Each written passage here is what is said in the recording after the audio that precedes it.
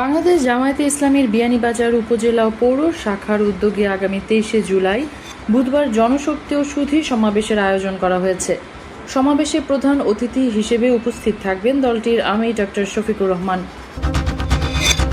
বিয়ানীবাজার উপজেলার মুড়িয়া ইউনিয়নে সিএমএস গ্রুপের আয়োজনে ফ্রি মেডিকেল ক্যাম্প অনুষ্ঠিত হয়েছে।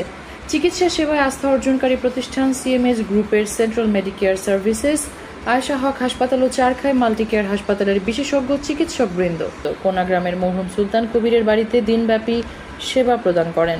মেডিকেল ক্যাম্প বাস্তবায়নে সহযোগিতা করে সামাজিক সংগঠন কোনাগ্রাম কিশোর সংঘ।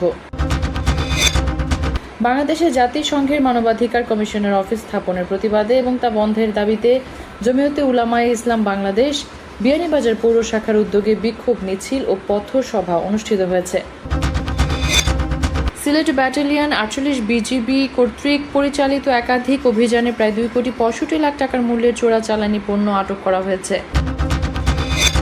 সিলেটের সড়ক শৃঙ্খলা ফিরিয়ে আনতে এবং জনগণের নিরাপদ চলাচল নিশ্চিত করতে অবৈধ যানবাহনের বিরুদ্ধে কঠোর অবস্থান নিয়েছে বাংলাদেশ সড়ক পরিবহন কর্তৃপক্ষ।